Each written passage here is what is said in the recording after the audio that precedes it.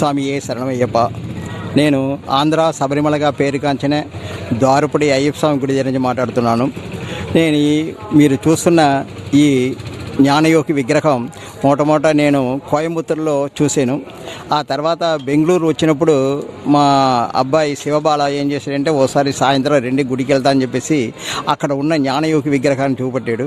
చూసిన తర్వాత నాకు మనసులో ఇలాంటి విగ్రహం మనం కూడా చేస్తే బాగుంటుంది కదా అని మనసులో అక్కడే అనిపించింది.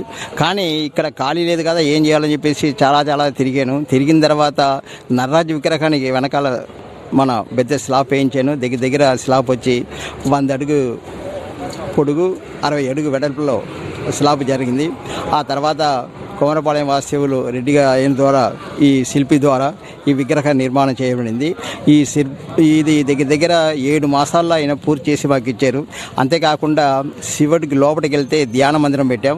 అక్కడ పూజలు కానీ విశేషాలు కానీ ఏమి ఉండదు. డైలీ దీపం పెట్టుకుంటారు. వెళ్ళి ధ్యానం చేసుకుని స్వాములందరూ బయటికి రావడమే అది ఏర్పాటు చేసాం.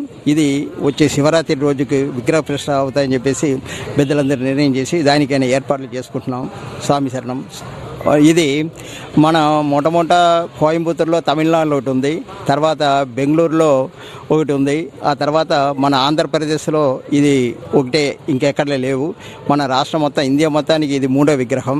ఇది చూసిన వాళ్ళందరూ కూడా చాలా ఆశ్చర్యపడి చాలా సంతోషపడుతున్నారు అన్న దాంట్లో అనుమానం లేదు. స్వామి శరణం. స్వామి ఏ శరణమయ్యప్ప.